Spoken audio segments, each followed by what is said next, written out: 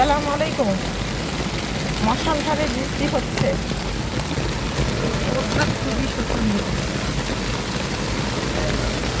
ঝিমঝিম বৃষ্টি, আর সারাদিন এমন বৃষ্টি হবে। বৃষ্টি থামার নাম নেই, আকাশ ছোটো হয়ে গেছে। আপনারা সবাই ঘরে আছেন, আজ খিচুড়ি উৎসব হবে।